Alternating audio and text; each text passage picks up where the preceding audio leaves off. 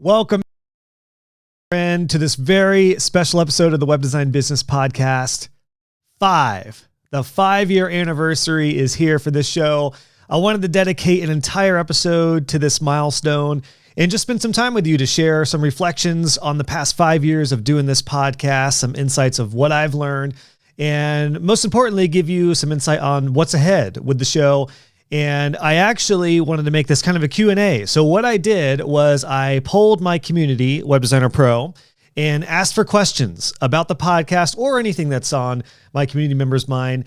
And there were some incredible questions that came in. Just side note, hats off to my community Web Designer Pro. The members are so thoughtful when it comes to, particularly with Q&As and things like this. And what we're going to dive into is there were questions in kind of 3 buckets. There were questions about the podcast itself. There were questions about the business of web design, web designers at all levels. And then there were questions about just general online entrepreneurship, which I think are going to be really relevant to those of you who are not just web designers, but you're kind of what I call webpreneurs. You're doing things outside of just web design. So we're going to cover questions that are in each one of those categories. And at the end of this, I'm also going to give you a teaser and a look at what's ahead with Web Designer Pro 2.0. We are on the eve of a very exciting new chapter for Web Designer Pro, and we're going to cover that. I'm going to give you a teaser because it's going to be launching next week. So I'm going to give you a teaser of what's ahead. That will be at the very end. So make sure you stay to the end or skip ahead and check that out if you're just dying to know. So let's dive right into these questions for the 5th anniversary of the podcast. And actually, real quick, before we dive into the questions, I want to say just a big thank you to everyone who listens to the show regularly, especially means the world to me. It makes what I do here with the show and the hard work we put into it so worthwhile. And for those of you watching on YouTube, most of my solo episodes are just audio, but this one I'm doing on YouTube as well. A big thanks to you. There is both the video version of the show and the audio version. I just want to thank you for being a watcher or a listener. This is now the #1 podcast for web design, at least the business of web design. Most web design podcasts seem to be seasonal or hit or miss. People just can't stick with it. It is not for the faint of heart doing a podcast. So it is an honor to be in this position. And it's just been my honor over the past 5 years, before we dive into these questions, to share with you what I've learned in my journey, to share with you from so many industry experts in web design and entrepreneurship over the last 5 years, and to share what's working now, today, in web design year to year. So it's just a really cool position to be in. And I just want to say thank you, because I couldn't do this without you. And I have to say, the podcast is the #1 driver for my business and my community Web Designer Pro. This podcast is not big on ads or sponsorships. I actually don't make barely any money from the podcast itself, but it is the driver that supports my business, which in turn supports my family and allows me to do this for you and to bring the world so much free content. So big thanks to you for being a listener and a watcher of the show. Just by downloading an episode, you are helping so many web designers all over the world and being a big piece to my family. So thank you for your support. All right, let's dive in to the questions here inside of Web Designer Pro. Again, I posted this in the community and just asked for questions that are either about the podcast, about web design business, or about entrepreneurship. We're not going to do these in each particular category. I'm just going to go through all the questions, starting with Kevin. What's going on, Kevin, who is actually my social media manager? And he was first up. Let me take a drink here and then we'll dive into questions. He said, congrats, what a milestone. Do you have a strategy for selecting guests? So this has evolved over time. And the initial, originally, my first probably 50 to 75 episodes were mainly just my network of other web designers who use Divi and WordPress, other web design business owners who I knew. At the time, I was also a regular on a podcast called Divi Chat. So I got exposed to a lot of web design business owners there. I ran the Divi Web Designers Facebook group, met a lot of people there. And then I also interviewed folks from my personal in-person network. My videographer guy, who was a big referral source for me, a social media guy, and some others who I worked with closely. So those were the first 50 to 75 guests. And then as the show started to grow, not only did it expand me to meet more web designers and kind of brought me even outside of WordPress and Diviland, I got to meet a lot of people that way and then started getting guests like that. But I started getting reached out to by folks. And this is actually one of the main ways I get guests now, is there are a lot of people reaching out to be on the show. Now, it's incredible, very cool, but it's also kind of something that I'm working on building a system around, because I'm at the point now where I hate to ghost people, but it's happening. I'm kind of ghosting people if I just skim through and just don't feel like it's a good fit for the show, or if it's a topic I'm not interested in. Like the amount of CEO owners that are building AI companies, I just don't have interest in that. Nothing against all of them. There might be some interesting ones, but I am definitely keeping this show something that I am interested in. So when it comes to guest selection, number one, want to make sure that it's somebody that I can really quickly get a good feel for and trust. And also that they have topics that I'm interested in diving into. It's all generally about the business of web design or online entrepreneurship in relation to helping web designers, as you probably know as a listener. But that's how a lot of guests are coming, is I'm getting requests now. Now, the podcast, as I said, has brought me into this whole new world, even outside of WordPress, which was the kind of hidden thing that I wasn't expecting. I had no idea or anticipation that I would be talking with people from Wix Studio or Webflow or Squarespace and all these different markets of web design. It's kind of put me in a unique and cool position, because I'm able to see what's going on even outside of WordPress, where a lot of people who are strictly WordPress, they have no idea what's going on in Webflow land or Showit land or Duda land or elsewhere. But I have a really honored, unique perspective here with that. So that has really broadened my guest selection options. It's just taken me to a whole new world. So it's still primarily people who I work with, collaborate with, partnerships, guests who reach out. Some, as you know, probably as a listener of the show, many of the guests are not even in web design, but if they are an entrepreneur who I think has a message to resonate with, then I'm going to bring them on, especially if it's going to help just business owners in general. And then a lot of students and a lot of my members inside of Web Designer Pro. It's been one of my favorite things is to dive into their journeys, whether they are an early stage web designer or whether they're somebody who has taken my courses since day one, hearing about what has worked for them and most importantly, what's working for now. So doing a lot more case studies as well, because with Web Designer Pro, with me being able to coach members in there, I get to see behind the scenes what's working really well. So often what I'll do to this point of how do I get guests is I'll ask them like, hey, you did this incredible thing. Would you like to share it on the podcast? We just had Alexia Lynn on the podcast, who had an incredible launch plan for her web design business. So instead of me teaching a launch plan, I could just talk to Alexia and say, hey, would you like to share everything you did and make it a free download? And that's exactly what we did for the podcast. I'm loving that as well. And then there are some guests who are more high profile, like Amy Porterfield, like Mike McAllowitz, Derek Sivers, Pat Flynn, and others who I've reached out to. I've reached out to a lot of like higher entrepreneur profiles and either got ghosted. No offense to that. I don't take offense to it. I know people are busy or they just don't have a system to set up requests like that. But I've reached out to a lot of high pro entrepreneurs, high profile. They're definitely harder to get, but really enjoyed. And we'll get into the interviews like I did with Pat Flynn and Amy Porterfield and some of the other ones. So those are kind of the mix of guests ranging from web designers, close partnerships and colleagues of mine, web members, students, high profile entrepreneurs, and reach outs. So there's not really a strategy behind that. I kind of just let it come as it goes. There are times where I'm a little light on guests, and then I might reach out to my network, or if I haven't talked with somebody in a few years, I might invite them back on. Or if there's a student who's killing it at something, I might invite them on.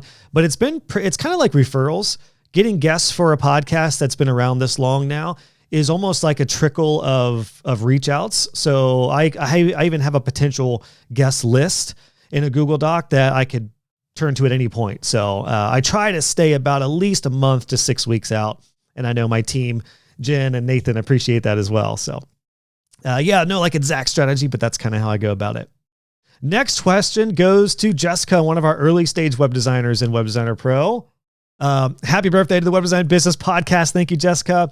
I'm just getting started in basically any site I've built at this point for my portfolio, or using basically any site I have built for my portfolio. how does a beginner focus on showing case studies and proven results versus just a portfolio? Do I need to wait some time until after client projects are complete before collecting data and results to showcase? Great question, Jessica. So basically, how do you show results early on? The best part about web design, if you are really positioning yourself as a website designer and not yet a like web strategist or consultant, is before and afters. That's the bread and butter. That's how you sell website designs, before and afters. So to your point, Jessica, to anyone who is more of an early stage web designer, yeah, your portfolio, just show before and afters. And there's a coaching element here for you as a web designer, because as you know, Jessica, like with our weekly calls in Web Designer Pro, a lot of the website reviews we do, we hit on a lot of the same type of themes and topics with a high converting website, which is things like a solid headline that covers who, how, and what they're serving, a call to action, like one primary call to action, a founder's note, good hierarchy, services explained that then lead to the service pages. Like there's those kind of things that you can showcase on a before and after for your clients that are also going to lead to results. Now, results may not be in the form of like revenue for a business a month or two after you launch the website, but results could be bounce rate or contact form submissions or calls. You could check in with your clients a month or two after and just ask them, has the website been generating more calls for you since we launched it? Or have you got more contact form submissions or quote submissions or consultation requests? Those type of things are results that are pretty instant. At the time of recording this, we just had a monthly training, a guest expert training about conversion rate optimization. And a lot of those tips can actually be those results you can measure pretty quickly, like within 30 days to 45 or 60 days after a site's been live. So before and after is the big one, just the design of a site, but then look at those metrics like the stats on the website, bounce rate, page views, click-through rates, and then contact form submissions, sales. If it's an e-commerce site, that's the easiest one, because before the website went live, maybe they were making $5,000 on average per month. After the website went live, they're making $7,500 on average per month. Boom. You just had a big old nice increase for them that you can measure. So yeah, but again, before and after, that's the biggie. More results will come as you have more time and you can kind of be proactive about measuring those. Mark has a great question here. How did you walk the line between boss and spouse when Emily joined the team? So for those who don't know, my wife we got married in 2015. And then that summer, we got married in the spring. That summer, she joined In Transit Studios, my business at the time. And it was interesting because we knew from the get-go she wanted to be a stay-at-home mom. She wanted to be a homemaker, and it really helped supports me. We have 3 kids. They're wild right now downstairs. Like I wanted that as well. So we knew that sets the framework and the foundation for when she joined the business. We knew it wasn't going to be like a full-time deal. Like she wasn't going to have a huge role in the business. But at that time, my business was, 5 years old. And we were already at the point where I was kind of scaling my own way. What if there was a course name called Scale Your Way? It really was scaling my way. I brought her in to do administrative tasks, and our maintenance plan, when we launched that, started cooking. And then I had her doing updates in Managed WP, doing reporting, doing some administrative stuff, and then even some basic content and sites work, things like that, were almost like a junior web designer level that pretty much anyone could do. As long as you could operate a computer, you could do some basic content updates with my tutorials on Divi and stuff. So that's what role she was brought into. So there really wasn't too much we had to work through in the way of like she knew her role and I knew her role. I wasn't expecting more from her. She wasn't expecting more or less from me. Now, there were a few times, to be honest and transparent back then, where I had to watch how I would talk to her when I was in boss mode. And for anyone who has a partner in your business who is a spouse, let's just make a very clear distinction between a spouse and a partner. I know partner is the big new word for spouses these days, but they are very different. A business partner is very different than a marriage partner. So when I was spouse mode versus boss mode, I did have to be kind of careful on that. And even if we were in a little argument or a spat of any kind, I would be careful not to bring that in to the actual work itself. And yeah, we really didn't have any like big friction points or anything like that. But I did have to watch going from spouse mode to boss mode in the way of how I talk to her, not talking down to her kind of thing. Because when you are the boss of your business, when you have people working with you or for you as contractor roles, it's very easy to talk like a boss. And quite frankly, you have to sometimes. You are the leader. You need to say, hey guys, we need to get this done. We need to do this and this and this. When there is a tight-knit relationship like a spouse, that can get tricky. So I would just say, if I could give any advice on that, it was just to read the room, see how she's feeling, and make sure I know if there's any terms or phrases that might make it feel demeaning for her as like a support role in the business, not to make her feel like she's just doing like low level stuff. Because she was a huge help at that point, and I tried to learn to thank her greatly and make sure that she saw wins from clients and knew what an impact she was making on the business. So yeah, great question, Mark. It's definitely not easy. And it, again, depends on the role that a spouse takes in the business.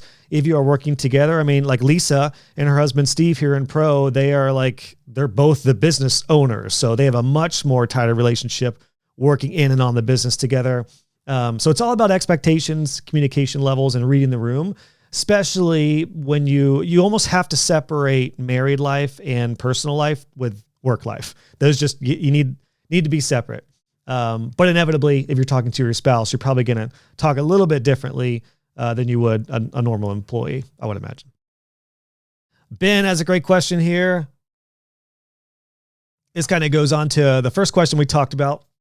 Do people ask if they can be on your podcast, or are you inviting everyone? What is the most effective way to ask somebody if you can be a guest on their show, assuming that's not totally frowned upon? It's not frowned upon at all, Ben, for sure. I would encourage all web designers to request to be on podcasts, especially if you know somebody who has a podcast in your local area or in your industry, in your niche. Do it. Request to be on the show. The big thing is, though, you generally don't want to request to be on a podcast and just say like, hey, would you like to have me on? There needs to be some benefit for the host and for the show. So having a series of topics that like a bullet list of topics that you know well or are interested in. Most web designers, especially if you're in Web Designer Pro, you know the top tips about conversion-based websites. Or if you go through my courses, you know about what websites need to stay relevant and trends and even support and optimization and things like that. So I would just have a bullet list of things that you like and that you have expertise or skill set in, and that can help other business owners. That way you can say, hey, I'd love to be a guest on your show. I'm a web designer. I know a lot about what's working right now with AI and how that's coming into play, or Google Analytics, or accessibility, privacy, or just higher conversions, e-commerce, whatever it is. Having that will really help you become a guest on a show, especially if it is a local Chamber of Commerce show or something like that, or a niche podcast. We already talked about a little bit about how people come onto the podcast. Now, again, it is a mix of inviting people and people requesting to be on. It is a different process there, because if I invite somebody, I know, generally what I want to talk about, or I want to see what they're interested in. And then if it's somebody who requests to be on the show, I need to do a little bit of research just to get a feel for them, watch a clip of an interview, and I trust my gut on that to decide they might be a good fit for the show. Mark has a follow-up question to Ben's question. How do guests get on your show? I've heard folks paying guests to come on, and others will come on for free to push their thing. Yeah, I do not have a show where I force like payment for guests. It's usually a mutual thing. I have done that in the past, and it kind of depends on whether it is a corporate company that has an employee or people they're partnering with to come onto the show. I know some podcasts, like, you have to pay to be on. The Web Design Business Podcast is not at that point. I have done some partnership opportunities to where we may do like a workshop together, and then a guest comes on the show as part of like almost like a sponsorship type of deal, like a partnership deal. That's only happened a couple times so far, but I'm probably going to do that a little bit more moving forward, as long as I trust and like the guests and like the topic. That's the biggie. But yeah, most people come on for free. And as far as pushing their thing, I do always give a guest an opportunity to share, ideally if they have something free. But by taking the time to come on the show, I know they're getting exposure to my audience, and then being able to release it to their audience as well, sometimes it can be a big win-win. So I do often give an opportunity for folks to share their stuff, especially if it's free. So yeah, that's kind of how we go about it. I've never had an issue where somebody's been talking about their product too much or like forcefully salesy, like selling it on a show. So yeah, I've been fortunate and lucky to have just incredible guests. You know, as a listener, like I really do try to work my butt off vetting guests. And if I get any semblance of I just don't know, I feel weird about this, I just trust my gut and hasn't been an issue. Don't have to worry about it. Great questions, those guys. All right, now let's transition to some additional questions in and around not just podcasting, but personal growth and online entrepreneurship. Sandra actually had a few great questions here. Again, no surprise. Sandra, always thoughtful with your questions. I'm really excited to dive into these. So let's do it. Let me take a drink first and we'll dive in. All right. Podcasting tip. Always have a cup of water handy, especially if you're about to do a Q&A.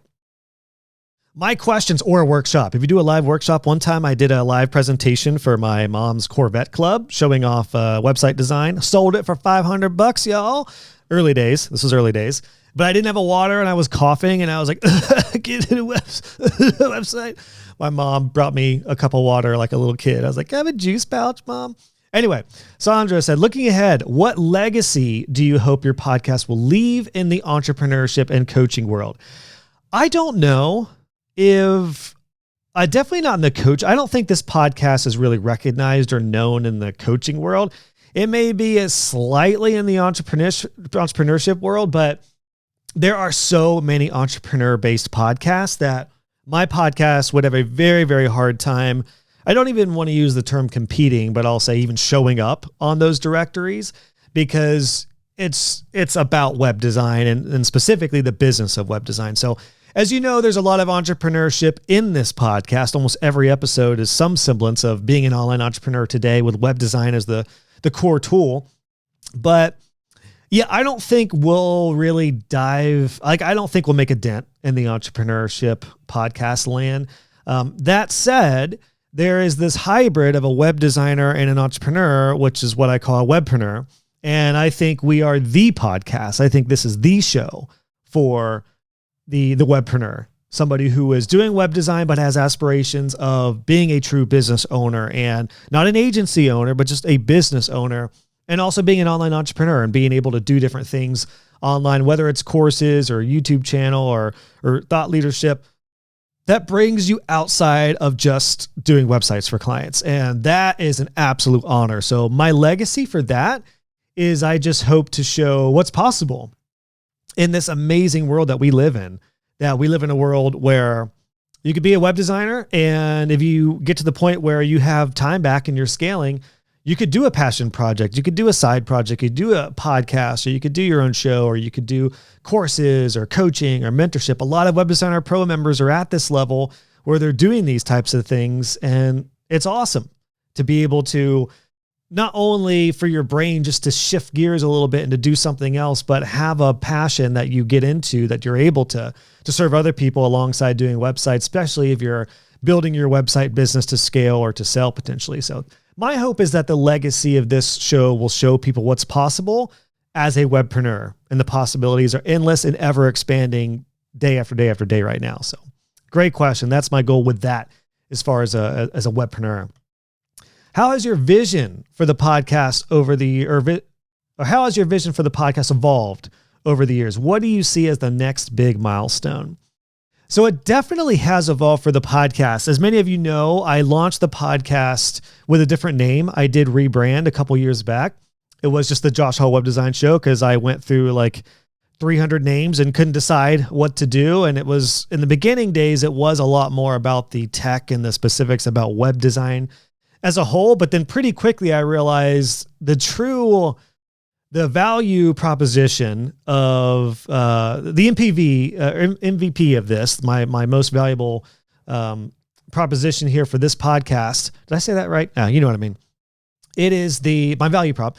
It is the business of web design. I learned pretty quickly on, especially with the podcast, because they were long form conversations and it's not visual. Like I'm not on YouTube. Basically what I got to is that if I'm going to teach any part of web design that's visual, like you're looking at a builder or you're looking at a tool, that needs to be a separate thing. It needs to be a YouTube video, which is why I have my YouTube channel for the visual side of things. If it's more of a tutorial, business wise, yes, we can talk about some website related stuff and best practices, but mostly it's about the business of web design and being a webpreneur, because everyone who does websites online, you're also a webpreneur, whether you know it or not. And if you're making more than $600 a year, you got a business. So you got to pay taxes on it, at least stateside as of now. So that's why it's evolved. That's why it evolved from eventually being the Josh Hall Web Design Show to then Web Design Business Podcast. Again, I went through a whole different round of names and I was like, you know what do we talk about? I had thought about calling it the business of web design. I just thought that was hard to say. Like if anyone who names a show or names anything, think about how it is referred to for others. For example, if you say like, you should check out this podcast, the business of web design, that's pretty cool. But I just thought web design business would be easier to say, like, check out Web Design Business. It's a podcast and video show. Just easier. It rolls off the tongue a little bit easier, although I have a sweet spot for the term business of web design, but that also sounded just a little bit more businessy than web design business. So that's why I changed the name and rebranded, because it was mainly topics around the business of web design. That's how it's evolved for sure. And then one thing I did do, this was a couple years back, is when I kind of did a push for getting some high profile guests. When I got Amy Porterfield, Pat Flynn, and a few others, that was something I wanted to do to help increase the legitimacy of the podcast. Real quick, if you're curious about how I got those guests, Pat Flynn, he's been on twice, but he was on the 100th episode of the podcast. And the way I got him on, and this goes back to this question of how it evolves and the milestones, because at that point I wanted to make the show even more legit. And I thought, man, if I could get like a couple legit entrepreneur names, it would just help the show look legit, quite frankly. Even though it didn't make any difference in the stats or numbers. In fact, when I had Pat Flynn and Amy Porterfield on, I thought the numbers were going to skyrocket. They didn't at all. And I had a couple episodes with students who shared stuff about their web design business that did way more in 90 days than the high profile guests, but it still has helped the show look legitimate because I've had those guests on. So yeah, I did a push for some of those. Pat Flynn, I was actually a student in his Power Up podcasting course, which is the course I went through to help me launch this show. Highly recommended. If you go check it out, go to joshhall.co/pup, P-U-P. I'm an affiliate for that course because it is literally what I took to help me build this podcast. And I came out of the gates flying with 3 episodes back on November 4th, 2019. And here we are. 5 years later, I'm still loving it. Anyway, I did a testimonial for him in Smart Passive Income, his company. And then eventually they reached out and said, hey, we'd love to feature you as a success story with your business and how these courses have helped you. So I did that. And then I got an email. I remember standing in the kitchen with my wife. We were sitting there talking, and then went and checked my email real quick. And then I got a note from his assistant saying, Pat would love to have you on the podcast. His podcast, the Smart Passive Income podcast, which is one of the top ones in entrepreneurship category. So I was like, heck freaking yeah. And when I did that interview with him at the very end, after recording was stopped, I said, hey man, I said, if this is or if I'm overstepping my boundaries, totally understand, but I'm coming up to the 100th episode. And I said, I would be honored to have you as my special guest for episode 100 if you'd be interested. And he said, heck yeah, let's do it. So that's how I got Pat Flynn. Amy Porterfield, I actually just went, I put my work boots on and I just Googled how to get Amy Porterfield on a podcast. I found a page that was a media request. I sent a personal video because I had also been a student in one of her courses, her list building course. And I really enjoyed it. And I said, hey, I'm a student, fan of Amy Porterfield's. I would love to have her on the show specifically to talk. I think I talked about a topic that I would like to discuss with her, which is longevity as an entrepreneur. And I sent that little 1-minute video in. I made it through a couple rounds. And then next thing you know, they said, Amy's down. It got to her and she would love to come on. And that's how I got Amy Porterfield. So that's how it evolved from being a business show and then getting into some broader entrepreneurship topics and guests. And those are big milestones. What I see moving forward with the podcast is a lot of the same right now. I really am not at a point where I'm like, all right, 5 years is up. I'm changing things up. I like the trajectory it's on right now. I love talking to a lot of my members of Web Designer Pro and students who are doing awesome things. I love talking with colleagues who are up to awesome stuff. The people who reach out and I feel like there's a really cool guest or a cool topic, I'll continue to have them on. And occasionally I'll reach out to see if there's a more high profile entrepreneur who's interested in coming on. Chris Doe, if he's watching, I'm trying to get Chris on the show. So yeah, that's really nothing is changing. I don't really have a vision or a strategy right now. I'm just, I'm kind of in reflection mode, reflecting on the past 5 years and not really vision casting for the next 5. I've also got I'm knee deep in the rollout here soon of Web Designer Pro 2.0, which we're going to cover at the end here. So yeah, that'll be eventually here. I'll look at the podcast and the vision for it, but I have no plans on changing anything. I still feel very fired up for the next season. Looking back on your podcast journey, said Sandra, what episode or guest had the biggest impact on your own personal growth? So I want to say, by way of preface, this is such a great question, Sandra, because this is personal growth. So let's keep this in mind. Personal growth. I have had so many great conversations on this podcast that have to do with web design, web specifics, design, builders, privacy, accessibility, all the topics, speed, all the topics in web design. But let's focus on personal growth. All that to say, the episodes that I think about top of mind that were biggest impactful to me are around this frame of personal growth. So just know, if you've been a guest on the show before, I have loved dearly every conversation I've had on the show. There's really has not been one conversation where I'm like, oh my God, what time is it? Can we get this over? There's a few where like the topics I wasn't like personally as interested in, but I felt were important to go into. But I make sure, like, if I'm going to do the show and interview, I want to enjoy it. So the personal growth episodes are actually my favorite, my absolute favorite. While they're top of mind, Amy Porterfield, back on episode 185, make sure if you have not listened to that episode, go back because it's about longevity. Speaking of something turning 5 in the online world, Amy and myself, our podcast was all about longevity and how to do this, how to set yourself up to be sustainable. And one thing that she said in that episode was, when you are in a tough season, she had this quote. She said it's a mantra that she lives by, and it really resonated with me at the time, especially the year after, because I really hit a hard time in my business the year after, which we'll get into here in another question. But she said, you can't believe everything you think. And that quote just hit me like a bag of motivational bricks, because it is so easy for us to think something, especially if we're in a season of low clients or things just aren't going well, projects are taking forever, or revenue's kind of stagnant, or worse yet, maybe falling.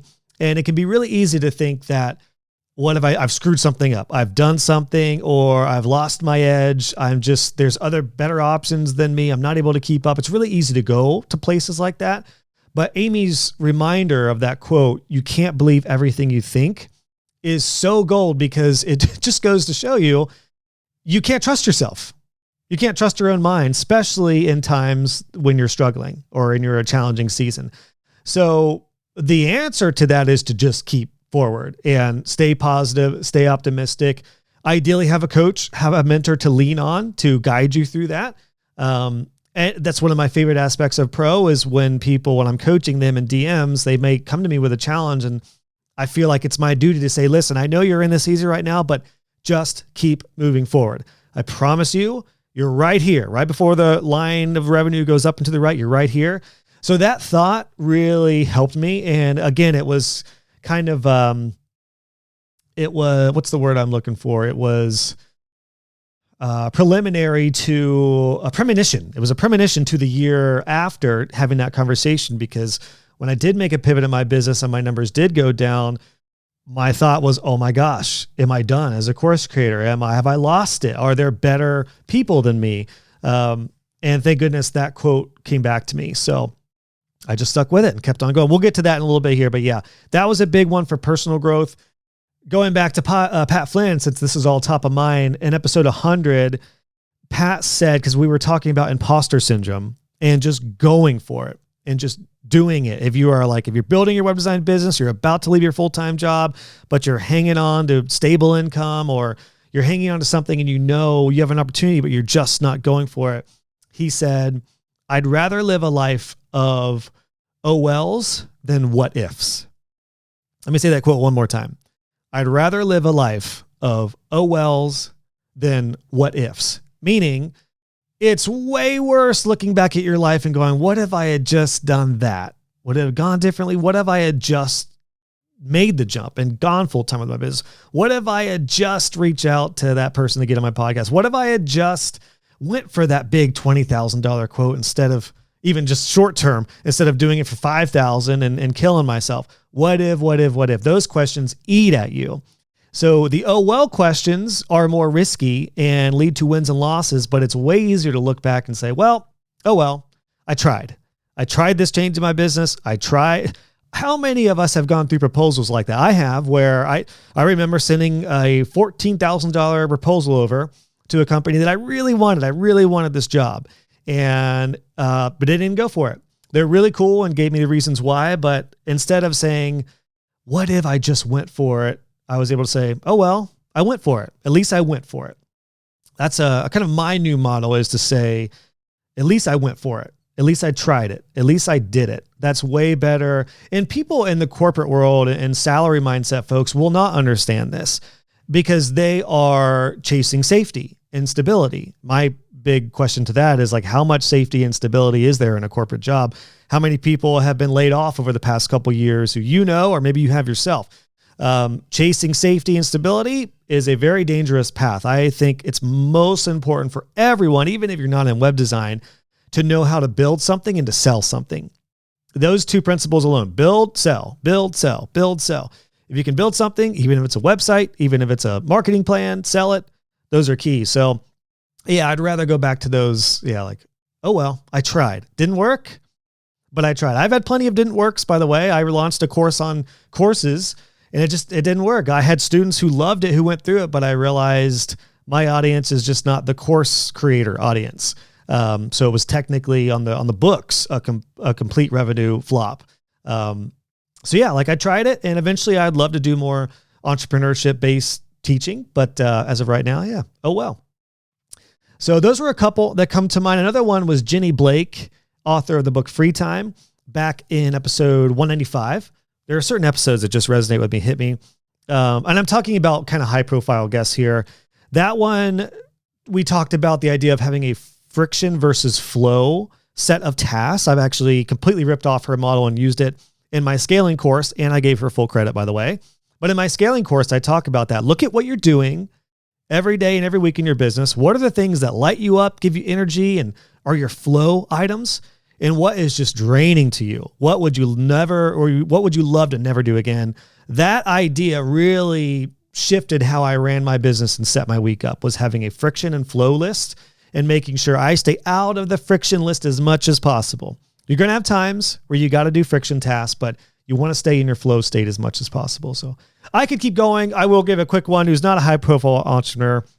Well, unless you're in Divyland, Tim Streifler, episode 2 of the Web Design Business Podcast. We talked about the idea that he said consistency is more than intensity, or consistency beats intensity. That was the quote. And that is absolutely true. And uncoincidentally, 5 years of the podcast shows that, yes, I was able to do this and stay sustainable because I set systems and processes in place, because I went through a course that taught me how to do it. Thank you, Pat Flynn. And because I did this in a way, like, I didn't do 3 interviews a week and kill myself. I made a modest schedule that I could keep up with. And even that's evolved over the years. And I learned, thank you to Tim, and that quote, consistency beats intensity. Same is true in, like, weight loss too. Like, you don't go to lose 100 pounds immediately. You have a goal, maybe a long goal, but you got to siphon it off and break it into realistic steps every week, every month. And consistency, the name of the game, those habits that you build for consistency, is huge. And then finally, this last question from Sandra, then we'll get to some other ones. Great question, Sandra. As someone who has shaped the careers of many, what has been the most rewarding part of guiding others through the podcast. And I would probably put this in with Pro as well and courses. Because with podcast listeners, unless they join Pro, I don't generally know what impact it's making. I do get occasional DMs or messages via my contact form at joshhall.co/contact. If you want to send me a note about what the podcast has meant to you, I read every one of those. I really appreciate it. Better yet, if you would leave it as a review on Apple or Spotify, that is where I would really appreciate hearing how the podcast has helped you, because it will help others. But I think the most rewarding part, I was thinking about this because I did check out these questions beforehand. There's so many rewarding aspects of seeing people grow their businesses and achieve their dreams. I think my favorite part is when they hit their goals and now they have expanded what they think is possible. So it kind of goes to like mindset. I think my favorite part about helping web designers build and grow their business is seeing who they become, because there's a lot of members of Web Designer Pro. Sandra, you're one of them. We're looking at Lisa right now, Michelle, April, tons of others. Ben here recently, Mark, Sam, one of our members recently who came into Pro as a complete novice and now is a webpreneur teaching local SEO and was recently on the podcast. I'm seeing a lot of these people become who they wanted to be and then have a whole new mindset about what is possible. That is my favorite and most rewarding part, is number one, seeing people have success. It's just the best. And I know that my resources aren't the only, it's not like, the only reason they got there is because of my stuff, but I know my stuff, especially when they tell me, has been a huge piece to their, a foundation to them. And that is the best. I mean, that just makes every minute of hard work that I do worth it. But it's seeing what people are doing next when they hit their goals and seeing them become, seeing their mindset shift from I just need to make enough money to I'm making the money now, I need to get my time back, to I've built something here. Now I want to either give back or expand in a way that suits me. And just seeing people live a free lifestyle. That's what I just absolutely love. And I have to give a quick shout out to all of the Web Designer Pros who we met up in last year's WordCamp 23. We'll get to this in a little bit on one of these questions, but I don't think anyone knew at that point. I was definitely having a hard time in my business. My revenue numbers were down significantly because I did make a pivot and change in my business that I'll expand on here. But that was in August or late September last year, 23. And I was definitely in kind of a hard point in my business to where I was like, do I need to, not that I was going to quit it, but I was like, do I need to change something? Is what I'm doing relevant? Is it working?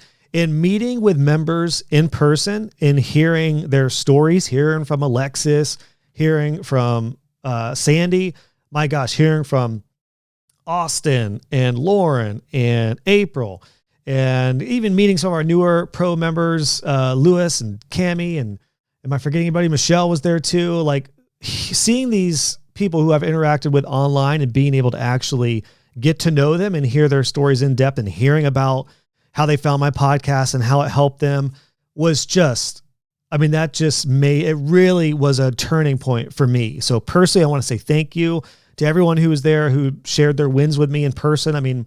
Sandy actually came on the podcast a while back talking about her journey and how she started scaling and got through cancer with scaling her web design business, was able to keep it afloat. But even prior to that, she told me and talked about this in that episode that she was about to give up web design and then went to a WordPress meeting and found Divi, and then subsequently found me. And she said those tutorials that I put out on Divi helped her stay in web design, and that kind of thing was just the most rewarding thing. And I will say, for anyone who's a course creator, a podcaster, or influencer, quote unquote, for any type, people who make a difference for you, please let them know, because I didn't know a lot of that. And until I had Web Designer Pro, one reason I started this community that had an element of DM and coaching is because unless a testimonial came in, I didn't know what results my students were having. But with Pro, in our wins and successes category, which is my favorite part of Web Designer Pro, now I'm seeing it. And then through DM conversations, a lot of people are sharing numbers with me they don't want public. And I totally get that if they want to keep it private for many reasons. But I'm seeing this, and it's just, it's what keeps me going, because I'm I know this works. And if it works for one person, It can work for 2, and it can work for 5, and it can work for 10, and it can work for 100, and it can work for 1,000, and it can work for 10,000. So yeah, that's just been the absolute best. So thank you, Sandra, for this incredible set of questions and for prompting me on that, because I wanted to make sure we talked about that. I definitely, it's been absolutely huge. It's just the best. Michelle said, I also want to know which episode had the biggest impact on Josh personally and professionally. Yeah, so I hope that was some good insight on that. And again, that was about the frame of personal growth. There were some like favorite moments of the podcast. Like I remember when Hans, a good partner of mine, the owners of Termageddon, the auto-updating privacy tool that I use and recommend. I had no idea that he had a business called the Shot Bong and sold it to college kids as a drinking toy, basically. I had no idea about that until we talked about sales and how his journey actually started selling the Shot Bong for college kids. So that was like a memorable one. There were some like memorable moments like that were just great. But yeah, to the tune of, personal growth, some of those conversations were absolutely huge. But even another one that comes to mind real quick before we move on to the next couple questions. Another one was from Derek Sivers, who is one of my favorite authors. I was so jazzed to get him on the show. If you have not gone back to listen to that one, do it. Derek Sivers, Web Design Business Podcast. I forget the number on that one. It was 245. Is that right? Maybe not. But he said, just because something is simple doesn't mean it's not complex. He said it much more eloquently than I did. But the idea, and we've all had these web design clients who say, I just want a simple website. Just want a simple website. Or I'm sorry, I said the quote wrong. It's the quote is, just because it's simple doesn't mean that it's easy. He said it can be very easy to make something complex, but it can be very hard to make something simple. Every web designer is nodding their heads. I can sense it. I sense the nods. Yes. Tell your clients, just because it looks easy or just because it looks simple doesn't mean that it was easy. In fact, it can be very hard to make something quote unquote simple. I think probably Apple is the best example of this. Their products look very simple, but we know how hard it was to make something that can be very complex, be very simple. Same principles apply to building websites too. Sometimes a simple website freaking took a long time to get there and a lot of revisions and a lot of work. Holla to all my web designers. So yeah, it's another one that even outside of personal growth, more tactically really resonated with me here recently. By the way, real quick too, another one, I'm just thinking like the high profile guests, this is one thing I've known about high profile entrepreneurs is they often have at least one thought in a conversation with them that is a banger. That's like, that was good. I remember talking to Mike McAllowitz. I think he was on 250 and he said, sometimes too many sales is actually a bad thing. It's the first time I ever talked with somebody who said, sometimes you don't want more sales. If your business is not set up for more sales, you need to work on your systems and you need to work on your profitability before you even go for more sales. Has anyone ever got way too many projects and not know what to do with them? I'm raising my hand up as somebody who had 23 projects at one point and was completely overwhelmed. I was forced to start scaling.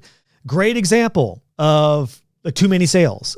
All my referrals started to compound and had a few projects land at once and just I was just completely overwhelmed. So that idea of too many sales can actually be a bad thing. It can actually sometimes break your business or put a lot of strain. Just remember, every sell equals strain in some sense. When you sell a website project, your email is going to be strained. Your project management is going to be strained. Your time is going to be strained. The team's going to be strained unless you have a nice, solid system to manage all of it.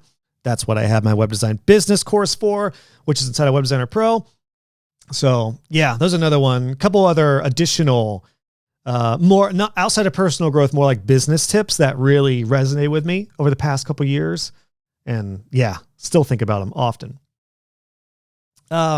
Nick wanted to know, congrats, Josh. Thanks, man. You may have posted about this somewhere, but I'd love to know your setup, your gear setup, mic, camera, etc.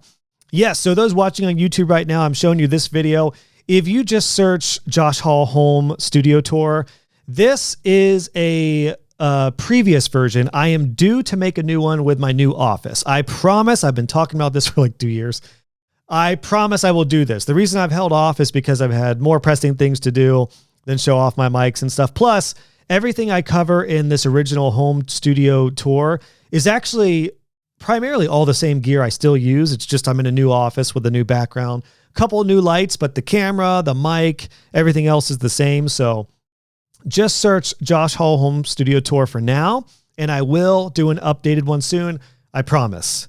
I'll be there. I promise. As Arnold said in Jingle All the Way, my favorite Christmas. No, not my favorite Christmas movie. My favorite is Christmas Vacation. Second favorite is probably Jingle All the Way. No, second favorite is Home Alone. I may even put the second Home Alone in there because that one's really good too. We'll give it number 4 spot. We'll give Jingle All the Way number 4. Elf is close too. Sorry, we're about to start watching Christmas movies here. Actually, at the time of releasing this, Christmas movies have already started in the Hall household because day after Halloween, baby, it's Christmas time. All right, Rosie. Great question. I'd like to ask about your future plans and aspirations and how the pod fits into that. I love this because it's not about the podcast. It's how the pod fits into the vision and the plans overall. Are you fired up for another 5 years? Are you fancying a change? I feel like I've followed your journey for way more than 5 years with the pod now. I have massive respect for what you achieved and a curiosity about your plans for the future. Thank you so much, Rosie. Nothing short of what I expected from Rosie than a really, really thoughtful question on this.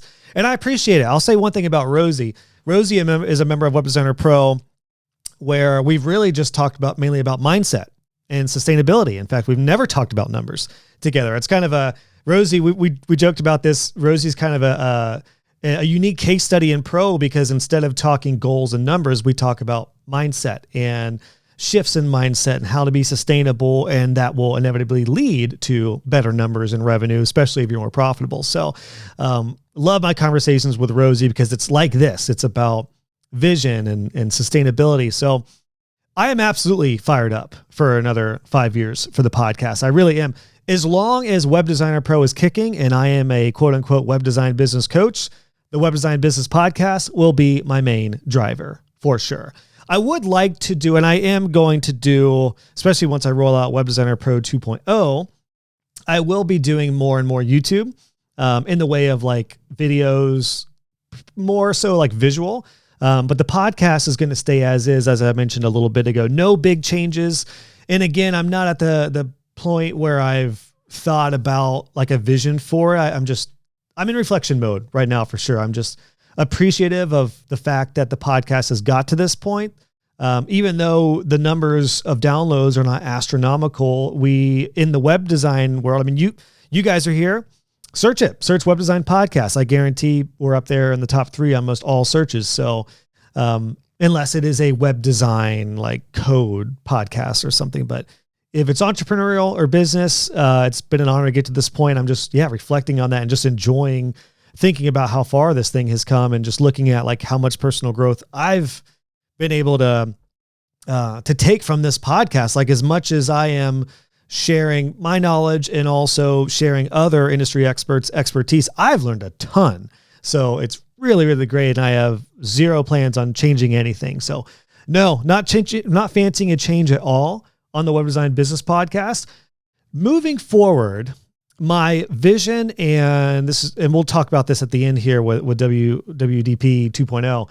That is the big thing. I've kind of moved from being Josh, the course creator, to Josh, the community builder and coach of Web Designer Pro. That's kind of the big thing and the big shift that I've gone through over the past couple of years. And that is the vision for the next 5 years for sure, is going all in on Web Designer Pro, making it better and better and better for all 3 profile types of pro, which are builders, growers, and scalers. We'll talk about that at the end, but that's where my focus and vision is on for the web design side of things. Now, that said, I really do enjoy, and I have enjoyed more recently, talking more and more about entrepreneurship and community building and membership. So I don't have an exact vision or game plan on this at all because I'm so hyper-focused on pro, and I am a very mono-focused guy when it comes to projects. It's one reason when I sold my agency, I just could not run my agency and do joshhall.co at the same time. I just couldn't. I had to go all in. For better or for worse, that's the way I roll. So I'm just focused on Web Designer Pro.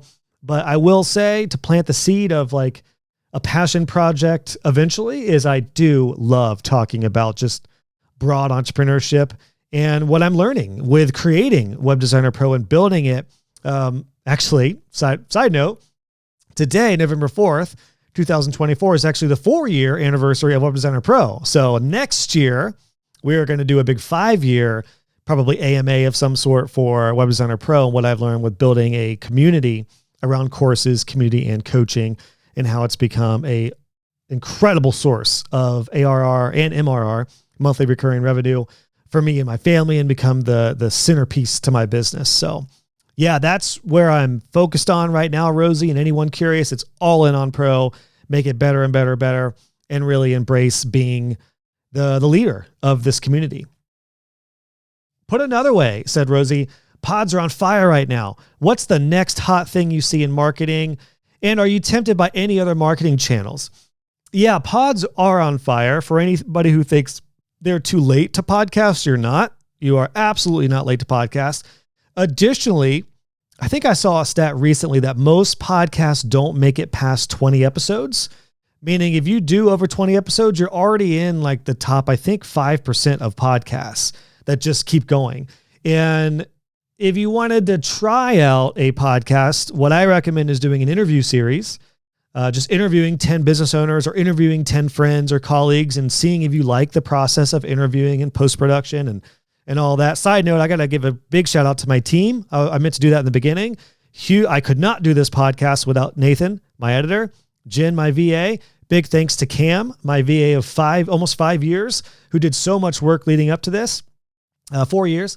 And Kevin, who helps distribute a lot of this stuff on social media. These are all centerpieces to me being able to do this show week to week without doing everything and all the things. So huge shout out to my team. I still apologize, guys, for not mentioning you in the outset. Totally meant to do that. But I didn't have a bullet list of things to go over. So you know how we go. We just kind of go casual and wing it. But, oh, that's good. That's water, by the way. Could be beer. I might transition to beer here. If we keep going, it's going to be happy hour here before we know it. The other marketing channels I'm interested in are YouTube, for sure. I mean, I've had YouTube since 2017. It's how I built my tutorials and my online presence. But once the podcast kind of took over as my main content source, it became the majority of videos on YouTube. So it's a lot of my video show. Pros and cons to that strategy. But I'm glad I kept it under joshhall.co, just because if Web Designer or the Web Design Business Podcast was its own channel, it would be lower on subscribership and I wouldn't have much on my personal channel. So I am going to absolutely go further into YouTube, especially in this next phase. Now that I have my offers solidified and Web Designer Pro about ready to be in this next phase, I am going to be marketing a lot more because I have the right channels and funnels in place. We'll get to that too. That's another question coming up here. So yeah, there's nothing else new. I'm not interested in any other social media. Yeah, it's YouTube. The only thing I may do is have a more active presence on LinkedIn and a couple other socials, but just hire Kevin or somebody to repurpose content and, just dedicate more and more to Web Designer Pro. I really do love newsletters too. I'm really enjoying my newsletter and I'm enjoying writing. So marketing channel is going to keep going with the podcast for sure. Doing more on my YouTube channel. And then really enjoying my weekly newsletter. Go sign up for it. It's free coaching with me every week. Every Sunday I send out an issue, joshhall.co/weekly or joshhall.co/newsletter. We'll get you over there. But all that to say, one reason I have started writing and this writing practice over the last year is I am going to write a book. I've actually already started the book. Still working through like how I'm going to frame it. I've already started the story about, it's kind of, if you've read Built to Sell, it's similar in the way of like a web designer meets a guide basically. And it's kind of my story. It's basically like if Josh at 23 met Josh at 33 who had a scaling agency, this is what I would teach little Josh. That's basically the story in the frame. And it's a lot about what I've learned on the podcast and what I learned in my journey. So as far as other marketing channels, a book. And I would recommend, I mean, the cool thing about a book is while books are in a unique, I don't know, I feel like books are coming back. Do you feel like that? I feel like books are coming back, especially with audio versions. And audiobooks are not reading, by the way. I have nothing against audiobooks, but don't tell me you read a book. If you listen to a book, you listen to a book. You don't read podcasts, you listen to podcasts. I have strong feelings about people saying they read a ton of books when they're listening to them on audio. Love audiobooks, recommend them, but reading, feeling pages, looking at a book or a Kindle or whatever it's on and actually making notes, that is reading to me. And I think that's coming back even more and more. So yeah, the book, getting the web design business story, especially now that I have Pro at a place to where I feel really good to release it to the wider world, but keep our core inside of Pro tight. Teasers for what's to come here. That's the next marketing channel I would look into, is keep the podcast going, newsletter, my YouTube, and a book as a great entry point. Alexia, I've been listening since 2021. It's been my most consistently watched podcast. Yes, Alexia is a YouTube podcast watcher. Alexia was just on the last podcast episode sharing about her launch plan techniques. My number one question, how did you cultivate Web Designer Pro to be such a successful and engaged community that people truly feel a part of? Obviously, I love this question, Alexia. You're a big part of it. You're one of the most active members. People who come to Web Designer Pro and are at a place to be able to dedicate to it or make it a priority or a part of their week to jump in and help and dive in. You guys are the one who make it. There is a quote that I actually picked up from Pat Flynn, which says your vibe attracts your tribe. And the cool thing about Pro is that it has attracted people of all different backgrounds and all over the world, people of different cultures, different faiths, different parts in their business, different stages of business. Some people are more marketing. Some people are more web design and tech. It really has brought together a wide casted net of people, but there's a like-mindedness in that everyone wants to be a freedom-based entrepreneur, and it's just cool people. Cool people generally know cool people. Cool people generally hang out with cool people. Good clients generally hang out with good clients. That's kind of how this has gone. And I'm not tooting my own horn being like, I'm just so cool, so it's attracted cool people. But I have done a lot of personal development and growth and been really intentional about being someone who is really open to a lot of different people, wanting to help people in general. It's one reason that I love helping anyone and everyone. I don't care where you are in your stage of business. I don't care what you look like. I don't care what you believe. I don't care about any of that. If you're human and you want to have a business that supports you and your goals and your family, you're a fit. So that's kind of the motto that I've had with this. And I think even though I haven't said that, there's nothing on my homepage that's we are a diverse community and support equality and stuff. Like, I don't need to say any of that. It's just the proof is in the pudding with the people who come in, and I just don't care about anything political like that. I want humans who are cool, who want to help, and who want to be a part of something awesome and grow a business that helps support you, your family, if you have family, or if you're a digital nomad, or if that's not your goal, whatever your goals are, that's where Web Designer Pro fits into it. So there's my new heading right there. I think I've just tried to be cool and welcoming and tried to set the precedent for that. And it's just, I'm blown away. Alexia, I am blown away by how many amazing people come into Pro. It's also one reason why I don't market hugely. And when I said I'm going to market earlier, Pro is not going to become this, it's not going to be a big group because it's always going to be premium. There's always going to be a more premium price to it, but investment to it, I should say. But yeah, I've just been blown away by how cool everybody is. And I think people feed off each other. I think new members come in and see how engaged everyone and see how is and how helpful everyone in it. And you just can't help but be a part of that. No one wants to be the bad apple.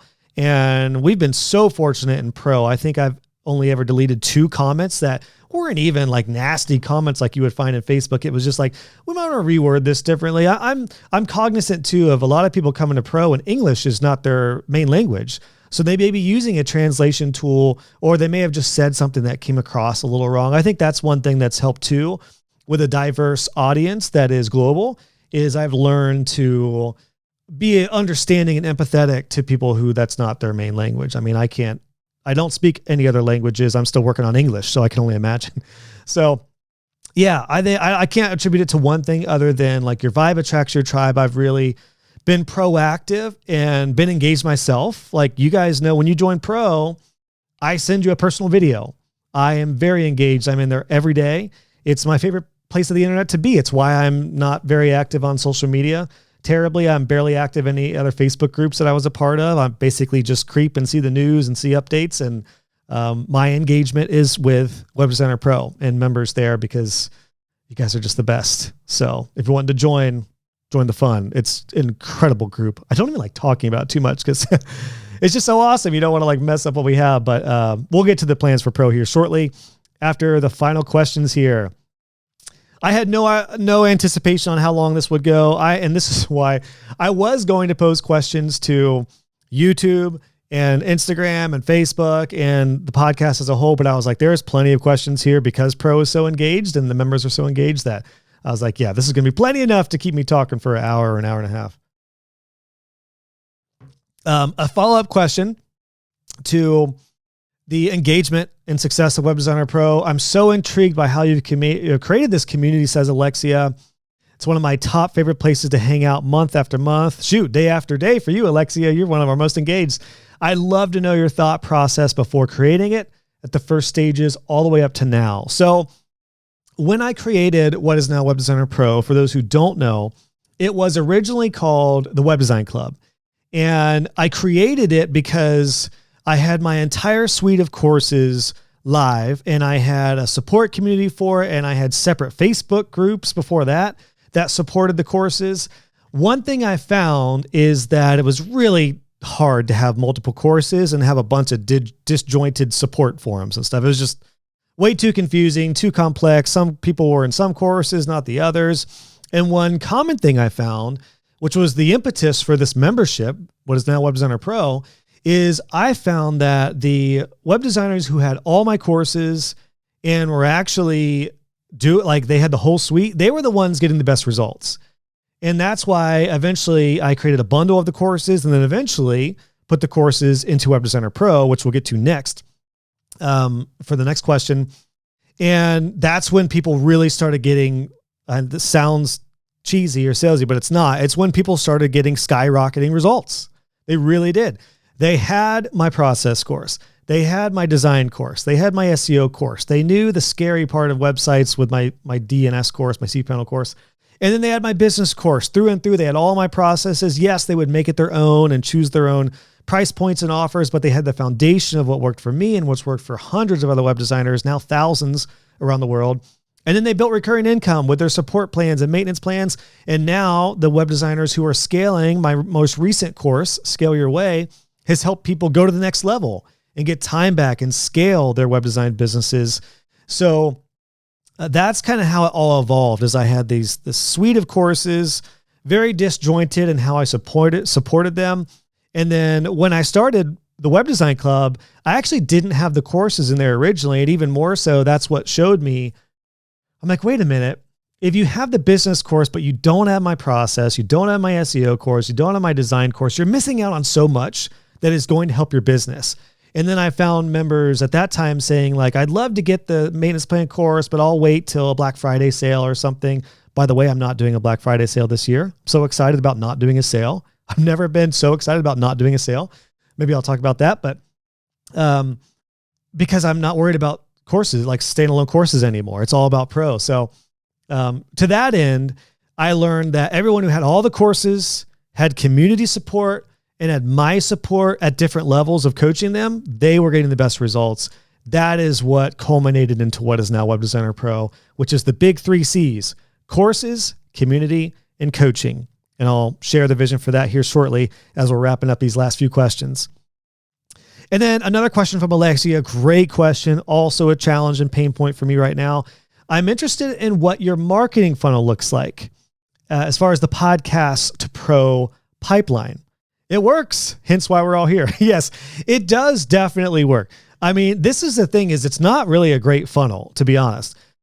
What I recommend, what most gurus, quote unquote, recommend is that you have some sort of free audience builder, like a podcast, free content, whether it's social media, YouTube, newsletter, whatever. In my case, I like to destroy myself and do it all. No, I'm fine. But I do a lot. I do a lot of free content. I do like most all my content is free. So for anyone who in the past said like, how can you charge this much for a course? I'm like, are you freaking kidding me? 95% of my content is free, you jackwad. So when it comes to a funnel, I have kind of an odd funnel today, but my funnel is about to change moving forward, and we'll get into that. So Alexia, I'm going to answer your question as we move along here because it'll make more sense. But in short, my funnel right now is podcast or my YouTube channel are generally where people are hearing about me. Ideally, I get them to the podcast. We recently released the playlists, which are so well received. Thank you guys for your feedback on the podcast playlist. Go to joshhall.co/playlists. And we have, 20 plus playlists now that are a collection of curated listening paths for either starting your business, growing your business, scaling it, and then topical things like website speed, accessibility, privacy, pricing, getting clients. Those pathways and playlists have been an additional nice little funnel. And yeah, pretty much right now, it's like you get all my free stuff and then you join Web Designer Pro. Or I do have a free training that is, I'm about to have 3, depending on what stage you're in, but right now I have 2. joshhall.co/build is where you can get my free training for starting your web design business and building it from the ground up. It's kind of a 10-step action plan. I also have a free training live for joshhall.co/scale, which is kind of like my top highlights from the scaling course. And then those have been really great to bring folks into Pro. The next one I'm going to be releasing here as I release the next version of Pro is one right in the middle. And it is it's a training on getting your business to 6 figures, 6 steps to 6 figures. If you are a member of Web Designer Pro, this is available now in the success pathways. I have these trainings morphed slightly to Web Designer Pro members that links to the resources inside of Pro in the success pathways space. So head there. My top 6 tips. It's a tough one to say for 6 figures. But yeah, the marketing funnel is going to change and be better and more intentional here that we'll talk about next, Alexia. All right, a few final questions here. And then I'll share my final thoughts. Just a teaser, because I'm going to follow up with an episode dedicated to Web Designer Pro 2.0, but I am going to give you a teaser here. I know we're going long, but if you listen to the show for a while, you should expect no solo episode to be less than a half an hour. If it's a Q&A, like an AMA like this, it's going to be an hour at least. I don't even know I didn't even look at the time when we started this, so I have no sense of how long we've gone. I'm having fun though. I hope you're having fun. And yeah, 5 years. Let's do it. So Martin, I want to know, congratulations, Josh. You have created a lot of quality content over the past 5 years. You should be proud of that. Thank you, Martin. I do appreciate that. I'm definitely proud. Sometimes I feel like I don't do much. And then I look back and I'm like, holy crap, I've done a lot. So I appreciate that. It's a good thing for all of us to do. A lot of us don't realize how much work we're doing week to week. And then if you look back and just reflect on that month, you're like, holy cow, I finished 2 websites. I landed 3 websites. I did this. I sent a newsletter out. I did a workshop. I did this and this and this. You did a lot. So good reminder, Martin, for everyone to reflect and look how much that you put out there into the world. What is the best decision you made in the last 5 years? I love this time-based question. What has been the most challenging experience in your business journey, and how have these experiences transformed you? So the answer to number 1, what's the best decision you made in the last 5 years, is also the answer to number 2, what has been the most challenging experience in your business? Because the answer to number 1 is what led to number 2, which is pivoting my business last year in the spring of 2023 to go from a courses first business model to a membership first business model. And that happened when I put all of my courses inside of Web Designer Pro. Technically, I did sell In Transit Studios, my agency, in 2020. So that's still under 5 years. So that was technically one of the best decisions I ever made. But that's, well, I'm going to stick with like Web Designer Pro on this one. But that was definitely a good decision, was to go full-time online education. So kind of two answers, two wins, two best decisions. The second big one was this pivot. So as I mentioned a little bit ago, my prior setup was to have a suite of web design courses that could be purchased one-off at different price points or bundled together. And then the Web Design Club was the support. It was the community behind it, the coaching community. I did have a support community as well for just the courses that were based off of Facebook groups. But that was where ideally I wanted people to go, was to get weekly calls with me, coaching. And then, as I mentioned, the problem was the people who were getting results they had everything. They had all the courses, they had the coaching in the community. That's what led me to put the courses inside of Web Designer Pro when Circle, my platform of choice for online memberships, when that functionality came out. So as soon as Circle released the announcement that they were allowing courses, they have course functions in Circle, I was like, all right, I'm all in, I'm doing it.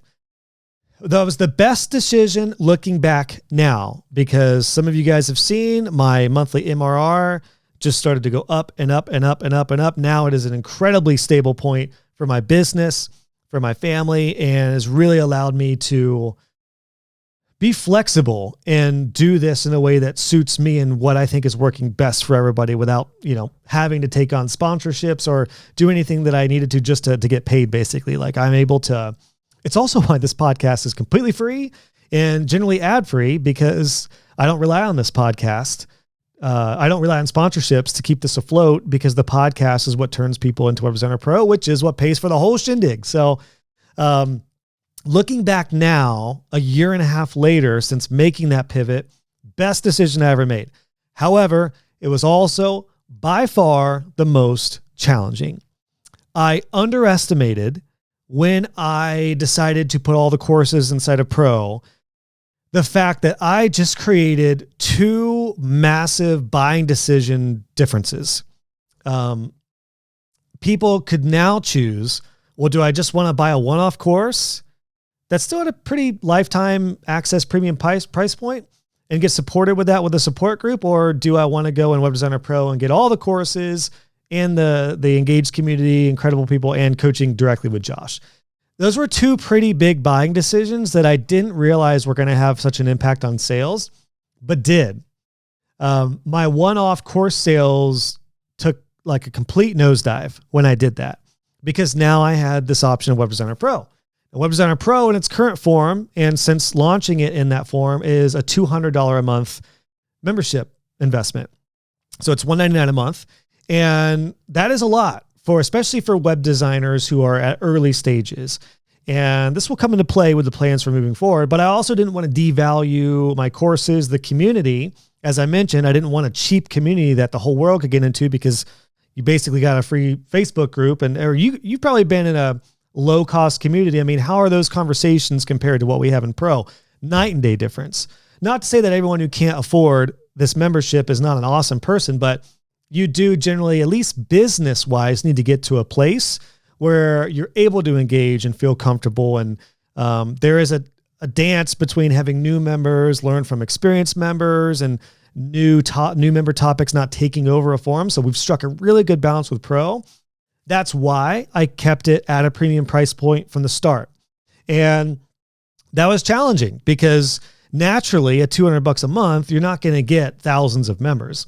I did have a slow trickle of members up and up and up, but it was not what I was expecting at that point, quite honestly. And because my one-off courses dropped almost completely, I think a lot of people may have had buying fatigue. It may have been the time. I don't know. It was also summertime when my course sales really started to drop off, and the membership. I just wasn't doing enough to promote it. Essentially, what I learned is I needed to go. Your follow-up question, how have these experiences transformed you? I learned when you go through a pivot, you have got to commit. You have to commit to the new strategy. I had 1 foot in one-off course sales land, lifetime access, 1 foot in membership model, get all the courses, all the resources month to month, and to get the community and my coaching in subscription. It was one-off sales versus subscription. And I was straddled right in the middle. And I think a lot of people just didn't know where to. You tell me if that was you and last year you were like, that was me. I just couldn't afford pro. And I didn't know what to do. Tell me, because I would appreciate hearing your insight. Go to joshhall.co/contact. Leave me a note if you would like to. But what I realized at that point is, because I have something that is working so well, this is really what I learned. I had to back off and look at what's working, even if it's not showing on the books yet. If the revenue's not what is working? The people who I oversaw, who are getting really good results, who have said they're lifetime clients and they have no plans to leave pro ever. They want it to be like, I've had so many members recently tell me it's just a part of, like, when they see their fees every month, they don't even view it as an expense. It's as much as like electricity is for them. Like, they're going to pay it because it's that beneficial. I thought about those members. There are so many of you in Web Designer Pro who fit that. I think about you guys and I said, this is what's working. The people who are in pro, as I've mentioned a few times already, they had all the courses, they have the community, and they have my coaching. This is what is working. This is what is getting the best results. You could go through one of my courses and get some results, but to get the multi-six-figure freedom-based web design business and the support you need around that and my mentorship for you, it was pro. It's what was getting the people results. So that's when I decided I've got to go all in on pro. It was at that point, a few months after making this pivot, going through a rough summer with very, very low revenue numbers, and then going to WordCamp and meeting with so many members in person. Every single member there was a member of pro, because it was our pro meetup. That is what sealed the deal for me, that I need to go all in on this. And the way I did that practically was I stopped selling courses as the main thing, and I started selling Web Designer Pro as the main thing. So the best decision ever, because as soon as the fall hit last year in 2023, the numbers finally started going up and to the right instead of being kind of stagnant and stable. Because anyone who has a membership, you'll learn, people come and people go. There is churn. So the goal is to reduce churn as much as you can. And at that point, it had been about 6 months since launching Web Designer Pro, and my numbers finally started creeping up. And then when I chose to go all in and I chose to use courses as almost like lead generators to pro, and instead of being information first as the end all, community being the end all, that's when numbers really started to go up. I felt much more confident on selling pro. I changed the tune and the narrative about when I was talking about stuff. Instead of talking about my business course is like the end point. Nope. The business course is my signature product inside of pro. That's how I learned to reframe that. So now, and it has been for a while, all roads have led to pro. I barely sell any one-off courses, and I'll talk about my plans for that because it relates to Web Designer Pro 2.0. All on pro, all on the information just being a part of the bigger narrative in success for members, which is inside of pro. Again, going back to courses, community, and coaching. So yeah, it was very difficult. And I'm going to do a follow-up episode on that journey because I have a lot to expand on. I did a podcast a while back. I want to say it was 328. Let me go back real quick. See if I got this right. Because this may be, I know that's not the one I was looking for. I forget what number it is. Anyway, if you go back, you can search how I survived a tough year in business. I talk a little bit about this, but I launched that episode in the fall of last year, right when I was just turning the corner. So I still wasn't super confident in sharing all the ins and outs of that. Now I'm well on the other side because the recurring revenue spiked up in the fall and has just continued to go up and up and up and up and up and up and up. This year, thank God, thank you, and just freaking awesome. And has given me a lot of confidence with this model and going recurring revenue first. and membership first, especially when you're mixing information and coaching and community.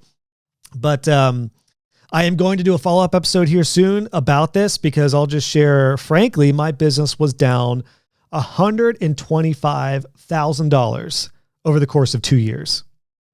So now I could look at this at 1 year and say, like, my business in the first year was down 75, the second year down 50 the first year, down 75 the second year, between 22 and 23. And there was a lot that went into that. A lot of you know, my daughter also had a traumatic brain injury during having a prolonged seizure, which just stopped us completely in our tracks.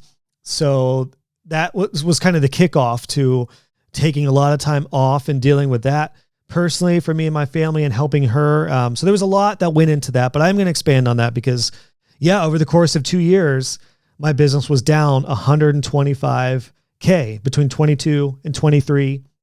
And a lot of it was because of what my family went through, but a lot of it was also because of this pivot and change with going from courses first to membership first. But then I learned to commit. If you pivot, you've got to commit to the new strategy. Even if it's painful at first, you just got to commit to selling what is working. And if you pivot, you cannot. One of my wife's favorite movies is Sweet Home Alabama.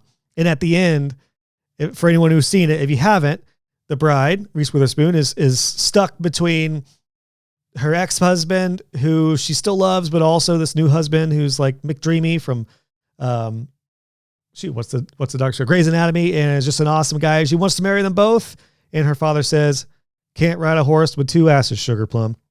And there's actually a lot of wisdom. You can't ride two horses with one ass. That's what it was. I am butchering the quotes today. That's what I'm going to work on moving forward. But there's a lot of wisdom to that. You can't do two things with one strategy in the business land. So that's what I learned in that. Great question, Martin. I appreciate that. So that's how it's transforming. For the majority of us, says Austin, the podcast is what brought us to you. So the fact that it's been 5 years is mind-blowing. Congratulations, honestly. Thank you, Austin. Austin is now local to me in Columbus, Ohio. So we've been able to do some more meetups. Love seeing Austin's business progress and going full time here before you know it, my man. 2 questions. In your experience, what's the most common mistake new entrepreneurs make in the web design industry? And number 2, what's the most memorable episodes of doing the podcast? I'll start with the second because I have to give the most. Well, I'll give 2 memorable real quick. The one was with Hans when I found out he sold the shot bong. I was just like, what? I was like, I had no idea the owner of Termageddon, who does privacy policies, used to sell the shot bong, a drinking device, to college kids. That was like, and we did it live on the podcast. If you want to go back, search Hans Skillrude. We talked about sales without being salesy. That was definitely memorable. The other memorable one was the one that I was most amped up and nervous for was Amy Porterfield. I've been a fanboy of hers for a little while now, especially as a course creator. And when I got into courses, looked at her like, oh my gosh, this girl has got it going on as far as her course business. So I just remember like sitting at my desk, lights on, mics on, I'm ready to go. I'm a little like sweaty, but also kind of cold because I'm kind of nervous. And then seeing her camera pop up and it saying Amy Porterfield, and then being like, holy crap, I'm talking to Amy on my little web design podcast. And she's like, hey there. And I'm like, Amy, it's so cool to meet you. And she's like, oh, this sounds horrible, but I'll get through it. No, she was great. Amy was awesome. That's another reason that interview was so memorable for me, was talking with Amy. When you talk to busy people and entrepreneurs, sometimes you can tell there's just other stuff on their mind. And I'm not throwing shade at any particular guests or anything, but there are some interviews where I've done where it's like, I feel like they're kind of ready to go, or they have bigger and better things to get to. Amy was particularly so present and so engaged. And I actually think she really liked the topic. And I feel like Amy and I just hit it off. I can't wait to get her back on a round 2. She's supposed to come on here and talk about going full time. So really excited to get Amy Porterfield back on the show. But that was a memorable one from a standpoint of like somebody who has been a mentor and somebody I followed, to be like talking to them, and but also have them being so cool and really engaged. And I felt like she really liked the conversation. Was awesome. Going back to your first question, what's the most common mistake new entrepreneurs make in the web design journey? This is a great one, Austin. There's a lot of different paths this could take. Let me take a quick drink. And there's a few more questions after this, by the way, and then we'll get to closing this one out here for the 5-year anniversary. I think the common, well, this sounds me, but I'm like, oh, web designers make a ton of, or new entrepreneurs, a ton of mistakes. We all make mistakes. Everyone makes a ton of mistakes. I think the most common one that comes to mind, and this is based off of a recent newsletter I kicked out about vanity metrics, which is actually where I showed my numbers and where Pro kind of took off, is people starting out, especially nowadays, put too much focus and emphasis on being a almost like a semi-influencer. Like, in short, people are interested in building followings and not building a business. The reality is you don't, especially as a web designer, you don't need much of a following at all on social media. One mistake is definitely spreading yourself out too thin to do all the social media, all the marketing, and being uncomfortable marketing. I mean, I encourage you to get out of your comfort zone, but if you don't want to dance on TikTok, don't dance on TikTok. If you can't stand LinkedIn, don't do LinkedIn. If you don't know how reels work and stories are confusing, holding my hand up, then don't do that, or hire it out if you can. I think that's a mistake that a lot of new entrepreneurs fall into, is they feel like they need to have a big social media presence, in short. And you don't. That's why I recommend, especially if you're cool with meeting people in person, do everything you can in person. Join a BNI group, do networking events, join a chamber of commerce, go to free events, go to meetups. If that's your thing, you will go so much further with building your business. You have to ask yourself, what do I really want to do? Do I want to have more likes and follows, or do I want to have my bank account grow and grow and grow and grow and grow and get more revenue? That will dictate everything else, which is why I recommend having a couple dozen clients and getting them to pay you 5, 10, 15K a year. It's a way better business model, and instead of trying to search for reels or the real game. Because if you have a social media presence, you need to have something to sell to them, generally at scale, like low ticket offers. If you're selling $10,000 websites, I wouldn't even worry about having social media. I'd have probably a LinkedIn profile to connect with business owners and decision makers. That'd be it, honestly, unless you just really want to go a different route. But I do see so many people hustling on social media for 100 people on their profile, and maybe it's working, maybe it's not. I don't want to discourage that, by the way, but I'm just saying you will go so much further in person and using your social media to connect with the people you're meeting in your network. That's essentially how I would frame that, is I would use social media to connect with the people you're meeting in person, ideally, or in other circles, instead of going for likes and vanity metrics, because a lot of likes and follows does not mean a lot of revenue. So a lot of influencers have been coming out about that, and people with like 500, 900,000 followers will often post a product and like no one buys, or it's super low. And it's like, what the heck? I have all these followers, but they may not be like good buyers. So I've learned to embrace quality over quantity. This little podcast, which is bringing in anywhere between 1,500 and 2,500 listens an episode, is the core to a several $100,000 business now with Web Designer Pro and what I'm doing. So yeah, that's what I've learned, is to really just focus on like, what's the goal? Is the goal revenue? Where are you going to get your revenue from? Go there.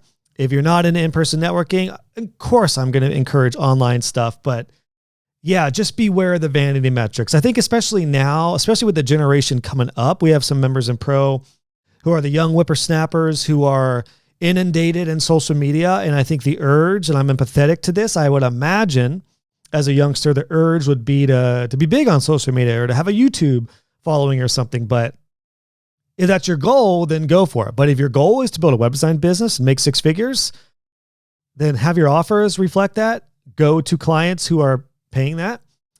Be really damn good at what you do. Get support, ideally Web Designer Pro, and then go for that. So great questions, Austin. Hope that helps. Judah, I'd be interested to know, what are your current struggles and pain points? Just a couple last questions here, and then we'll wrap this one up, and I'll give you just a very, very brief teaser of Web Designer Pro 2.0. This is actually the reason I mentioned that is because my current struggles and pain points actually lead up to this, because this will kind of answer a little bit what we're going to do here shortly. But my current struggle and pain points are to do with my capacity and bandwidth. I am very close to being at capacity coaching, which is going to come into play with Web Designer 2.0, because we are going, cat's out of the bag. We're about to move to a wait list for coaching, but don't worry, Pro is not going to be turned off. So that's up ahead. But that's been a struggle, is how do I continue to coach Web Designer Pro members and grow Pro without growing my time and expanding my time, because I'm close to capacity, because I am a freedom-based, sustainable-based entrepreneur. I know this is something I've got to be really proactive about and intentional about. Pro members heard and saw the recent presentation I gave about the plans and why I'm making these changes to Pro. And that's exactly why, because of sustainability. I don't want to work 90 hours a week, and no members of Pro want me to work 90 hours a week. And I also want to do better at re-engaging with members and having the time to just send random personal videos and be like, hey, Judah, how are things going? Personally, without just the average quarterly check-ins that I do. So yeah, that's kind of the current struggles and pain points, is growing Pro without growing my time, but I'm about to release the solution. So I'm really excited about that. Great question though, Judah. I appreciate that too. Prompted me with that. So I hope that helps. And this is helpful for web designers too, because you'll get to this point too, if you're not there already, where the struggles they go from how to get clients to, oh my gosh, how do I manage so many clients and so many projects? Very different struggles and pain points. So yeah, that's kind of what's led me to what we'll talk about next with WDP 2.0. Sandy, last 3 questions. Sandy, your podcast is incredible. I love that the majority of advice dished out is just as valuable when the episode is released as it is years later. Thank you, Sandy. I wanted to read that because that's the goal. I do love, and I try to make sure that our topics are fairly evergreen, that can last a long time. You're always telling students how much you've loved being a part of their journey, watching them grow as a web designer and business owner. But as somebody who has followed you since your days of Divi tutorials on YouTube and your Facebook page, then courses, I can say the same about you. Thank you so much, Sandy. I love that I've been able to see your journey for so long and can't wait to see what you do next.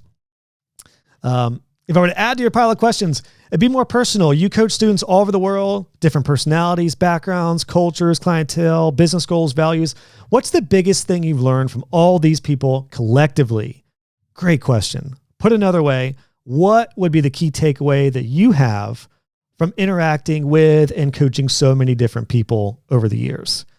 What a great question, Sandy. Sandy is who I mentioned, who was on the podcast recently, who we met in person at WordCamp and told me her incredible journey of almost leaving web design, getting into Divi, getting back to it, then scaling her business, and has an incredible story as a cancer survivor and building her business and scaling it through that difficult journey in her journey. So side note, Sandy, I have to say, ditto, right back at you. It has been an honor to serve you and to see you from that point. What was it, 2016 or 2017? Yeah, you were like early on. I remember connecting on Facebook, and then you were one of the first students, and then been with me ever since, one of our most engaged members of Pro. So absolutely ditto. Let me take a quick drink and then I'll answer this great question. What have I learned collectively from interacting with and coaching so many different people over the years? This is great because, yes, as I mentioned a little while ago, especially in Pro, there are so many different types of people, whether that's cultural, whether that's location-based, whether that's mindset is a big one, whether it's the type of business, whatever it is. A lot of differences, but there are some key commonalities. One, I will say that I've noticed, particularly with web designers who just flat out make it, is there is a level of commitment that some other folks, I just don't know if they have. There are people who just, whether they're early on and just learning web design, or whether they're somebody who has a full-time job and a family and has more risk to go full-time, the commonality is they commit. Absolutely, 100%. They're going to work this out.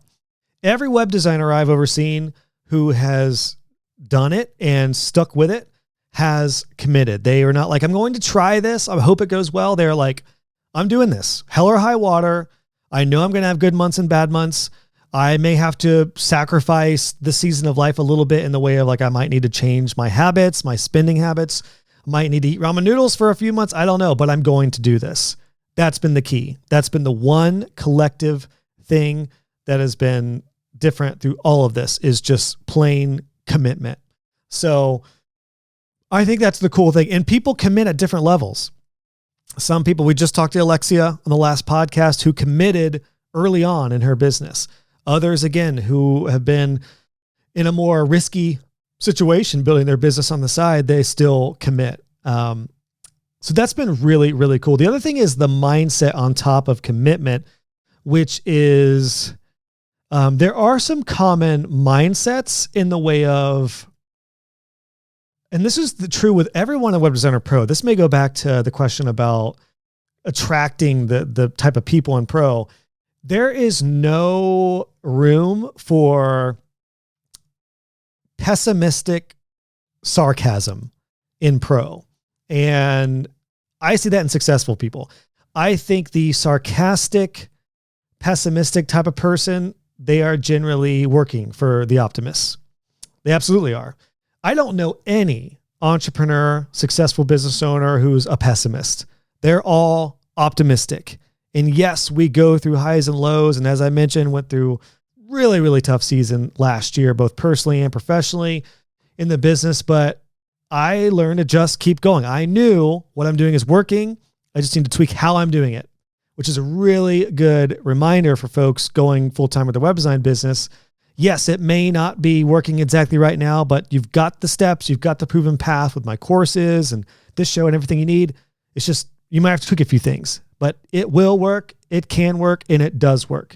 So yeah, that like commitment, the stick with itness, and then that mindset of optimism, that's one thing I've seen that is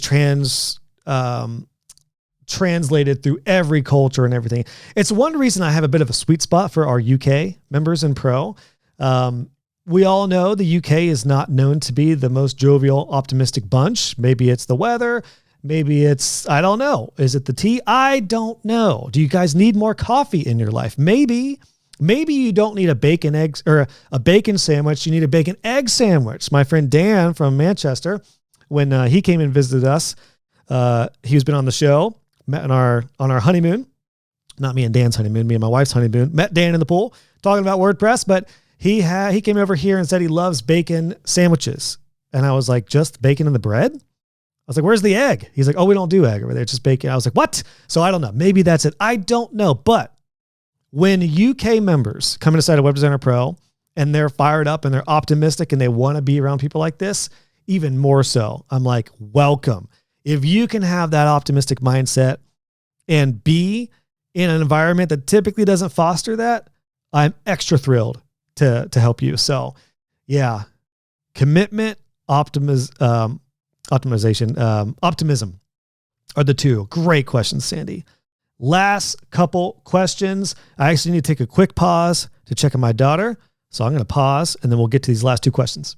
All right, I'm back. Bria's doing good. My wife put my little guy Drexton down. So when he goes down for nap time, I usually need to pop out to make sure no one is turning on our stove or destroying things. Mark, how do you battle imposter syndrome as a coach? Real talk, you still own your business, but it's been a couple years since you've been in the web design business on your own. How do you battle the mental fight of, I'm not a web design business owner anymore, but I've got to coach business owners? Great question, Mark. This was a big time worry for me when I sold my agency in 2020 to go full-time teaching and mentorship and coaching, because I did think about this. It's one reason why I had debated on holding on to my agency for so long. When my course sales started just skyrocketing and they far outshined my revenue for my web design business at the time, which I was only working in my web design business 15 hours a week or so because I was dedicating a lot of time to growing joshhall.co and doing my courses. I thought about this and I was like, how can I teach business owners if I'm not running my business? But I will tell you this as a quick answer.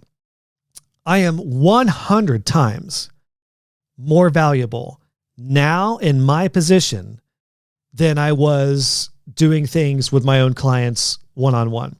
And here's why. And here's how I fight this. Anytime I have these doubts creep in, well, first of all, I just know it's working because of Web Designer Pro members and your revenue's going up.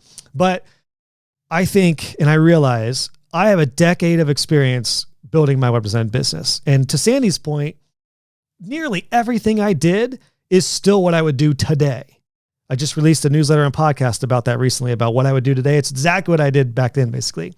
So they're evergreen principles about sales and keeping in touch with clients. Yes, the tech may change, processes slightly might change, but at the core of selling and being an owner, I would do exactly the same things. They're evergreen. My principles and most of the business course is going to be relevant for decades, potentially. So I realized that. I also was very intentional about having a foot into the door with In Transit Studios. So yes, I did sell the agency to Eric, my CEO, who was previously a student, but I took on essentially a consultant role, and I see everything. I have access to our high-level dashboard. I have access to everything I want to see. And anytime I have questions or want to see what's working or what the offers are, what the price points are, I get a pulse on the market. From Eric's point of view, I have that with him. And we don't do quarterly catch-ups now, but we still catch up at least a couple times a year to talk through a lot of this. So I know exactly what's working today within Transit Studios as a full-blown agency focused on marketing with web design as a part of it. And I know what worked for me and what still works today for so many web designers as a solopreneur, more freelance style agency like Website Studio. And there's two other components that make me 100 times more valuable. One is this podcast. I have been able to learn from, as I mentioned a little bit ago, so many industry experts and people who are doing 7 figures in revenue with their businesses. And I'm able to learn from people myself and also be able to pass it on to not only Web Designer Pro members, but everyone as a listener of this show. I've learned tactics on the show that I'm like, oh my gosh, why didn't I do that? That would have been genius. That fits in perfectly. Case in point, one of the episodes we did a couple years ago was about launch packs. And I always had a moving forward page that I would send to clients. And I'm like, oh, I love the term launch pack. That just sounds better. And it's like a pack of resources to empower clients to share this with their audience to get you more leads. It's just like a step up from what I did. And I took that launch pack idea and I rolled it into my business course. So most all of my courses are what I did personally, but there are now, and I'm continuing to update them with real-time relevant strategies that are even better from what I did and what I would do if I was starting today. So that's been clutch. And Mark, you and other Web Designer Pro members, I see real-time what's working. And as Mark very well knows, we work together on his growth plans, and his growth plans have started to cook for him in the way of revenue.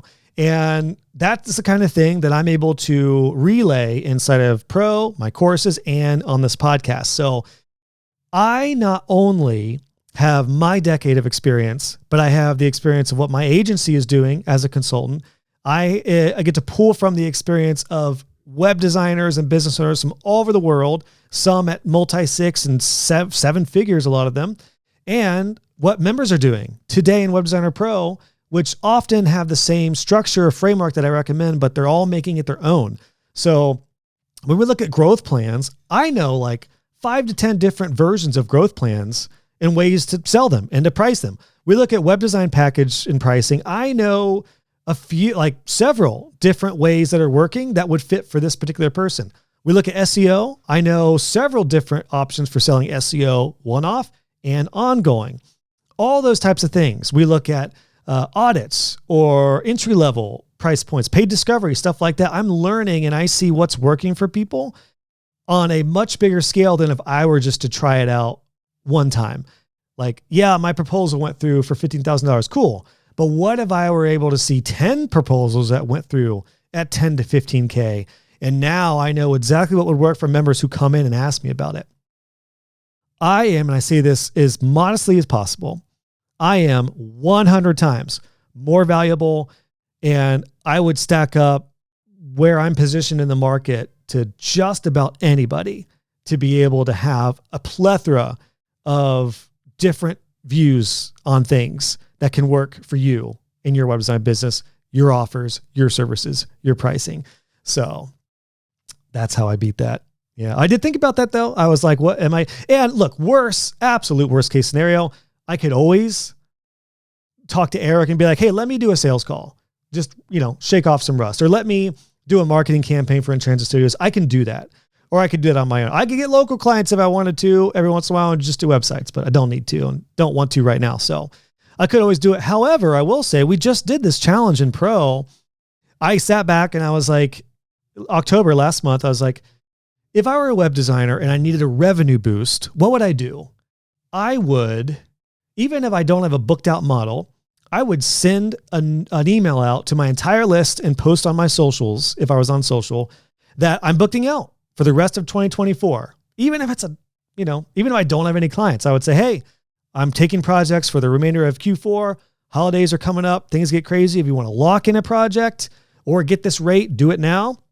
Even if we lock it in and start it in Q1, we can lock it in. And I posted that as a challenge. I didn't actually do this in my business, but I thought that's what I would do. And guess what? I've heard from a handful of members already who this has worked. We just got a couple wins on that, who said their clients move forward or they locked in a big project. Thank you so much for this note, like this push and this challenge. So that's the other cool thing about this is I can say, what would I do? And instead of it just working for me and my agency, now it can work for hundreds of web designers. Yeah, love that. Love this. So great question, Mark, but rest assured, imposter syndrome means basically nothing to me at this point when the results are coming in. And I've just realized, like show me someone who has had the amount of conversations I've had in my experience and sees what's working and is overseeing so many members. I'm trying to be modest about that, but bring it on. Imposter syndrome, bring it on. Brian, last question. If you had to restart your entire business all over again, what's the first thing you would focus on? So I don't know if this is in relation to joshhall.co or the web design business. I will say, I'll do both real quick. If I had to restart a web design business, I just did an episode about what I would do if I was starting today. I would, I'm happy about my path as a web designer, honestly, but I would definitely put a focus and an emphasis on client results early on. I viewed like a website looking nicer once it went live as like the end goal. I would really take to heart keeping clients in a support plan or a growth plan to monitor results and continue to work with them to get results. Essentially have to sell less. Just keep your few clients coming back, referrals, barely sell ever, and just keep on reselling to your current clients who you don't need to sell to. That's what I'd focus on. Recurring income too. I waited 6 years to launch my maintenance plan, and that was a terrible decision. I had that pessimistic mindset. I was like, who's going to pay 30 or 50 bucks a month for me to click update on their WordPress plugins? I had a mentor one time say, you should do that. People will pay you to manage their websites. I'm like, no, like they could just log in and just do it. I didn't realize business owners, serious business owners, don't want to do that. And yes, I launched my maintenance plan and overnight had like $2,000 of recurring income a month like that overnight. So I would definitely work on results-based services and roll that into recurring income. I would still do one-off projects. I would do $5,000 to $10,000 one-time builds, but I would have support and growth plans that serve clients recurring. And then for my business now, if I had to do it all over again, similarly, I didn't really have a clear vision when I started this. It was a passion project that led to courses, then led to membership and podcasts. But I would definitely, going back to the idea of pivoting, I would definitely commit to the strategy and not try to do two strategies at once. That's what I would do if I had to do it over again. Guys, thank you so much for these questions. I mean it. Again, this is why I wanted to poll everyone, but I knew this is going to be like, a 10-hour deal if I got questions from everybody.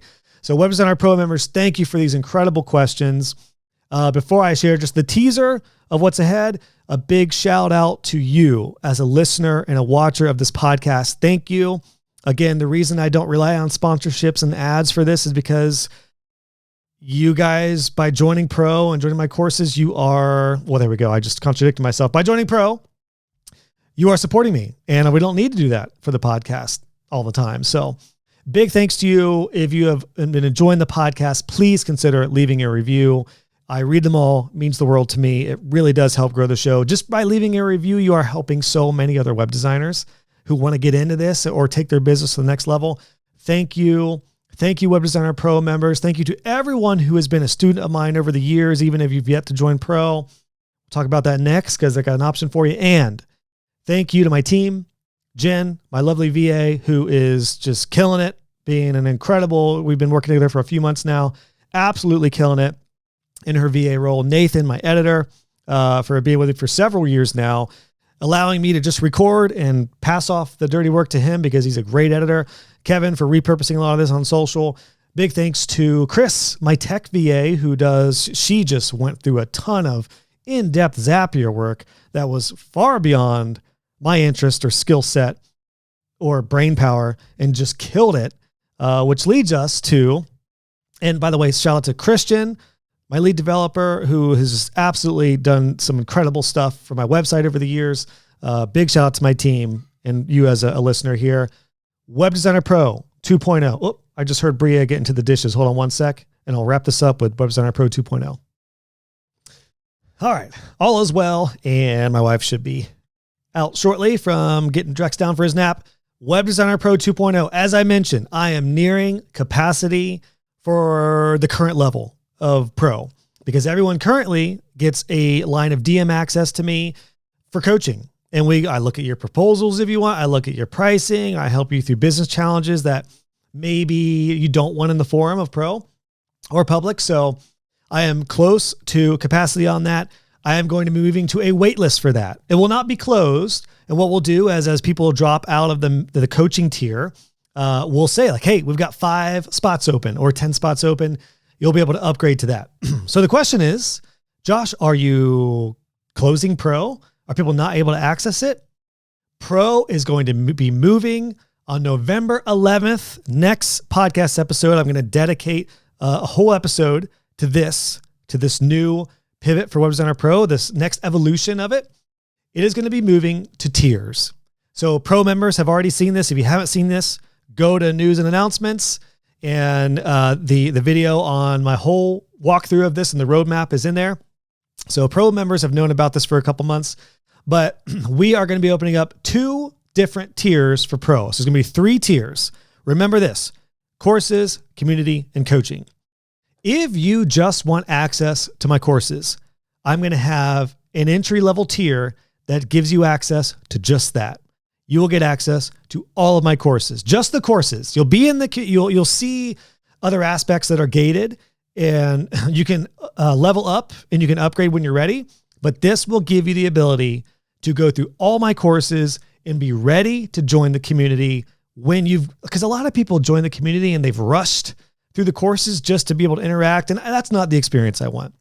So there's going to be tiers. 1 tier will be for the courses, super affordable. We'll talk about that next. The whole world basically could be in this tier, and Pro members will not even know, though there's a ton of people in the courses because they're not in the community part yet. The next level up is the community. So I will have the community open to anyone who wants to join the Pro community, and you'll get access to the courses and all community features. The only thing that doesn't include is our weekly coaching calls and DMing directly with me. And I'm going to have a few other perks for the coaching level tier, which is where everyone is at now. So that will be the middle tier. And then Pro in its current form, the coaching tier that has courses, community, and direct coaching with me. Our direct coaching is our weekly coaching calls and direct DM access. This will be reserved for the coaching level, and that is moving to a wait list as we are very close to capacity on that. So I'll do a final push for this, and then we'll kick off with the wait list. The way that will work is when people do drop down or downgrade or for whatever reason need to leave Pro, we'll be able to say, hey, we've got 5 spots, or like I said, 10 spots open this month. If you want direct coaching with me, now's your chance to upgrade and we'll be ready to go. So that is the big news. That's a teaser.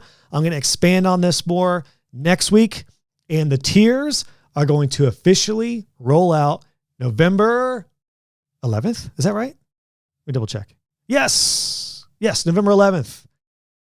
I was going to do it on November 4th here, but I was like, it's election week. Let's get past the election madness and then we'll move forward. So really excited to be able to grow pro, reserving my sanity and sustainability, and being able to make this an incredible community that also has some, like we could expand our reach with people who know different builders, and we're able to grow this community slowly, but it's never, I will tell you this, pro is never going to be a 10,000 person Facebook group. That is not what it's going to be. It's always going to be a small, tight-knit group that is the best dang corner in the internet. This just allows us to be able to just open the doors up a little more. And for those of you who have been like, gosh, I would love to just go through Josh's courses, but you don't have any revenue coming in, or you're early in your business, or you're a student, good news, because you will be able to afford the courses. It's $49 a month. I'm giving entire access to all of my courses for $49 a month, starting with these tiers. We'll talk about price points and everything on the next one, but that's my goal. I've really realized information is not the end game. Community and coaching is what gets the information implemented and out to the world. That's where I'm putting my emphasis on, and that's where the more premium price ranges are. My courses, my resources, I want to get that out to the entire world. I do most all of it for free anyway, so I might as well just make the courses available for everyone. My one-off courses are going to be dropped off of one-off sales. Everything will be in Web Designer Pro. I'll expand on this more, why I'm doing that, and share some tips, or share some vision on the courses, because I'm going to be doing more mini courses and evolving my current suite of courses for you, which will be available for you in the courses tier. So I hope you're excited. Official announcement or official kickoff will be next Monday. If you are just dying to get access early, maybe I can help you out. We're buttoning up a few automations, but I could probably help you out. Message me, go to joshhall.co/contact. We'll see if I can give you early beta, early access to that. Thank you for joining, friends. If you're watching on YouTube, it has been a dang pleasure. More and more coming on the YouTube channel. If you're just listening on Spotify or Apple, or do people listen to other places? Thank you for listening.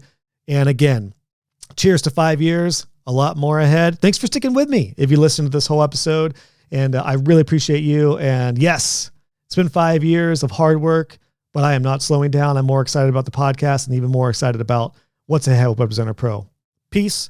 Cheers, my friends. I'll see you on the next episode, where we talk about the specifics of Web Designer Pro 2.0.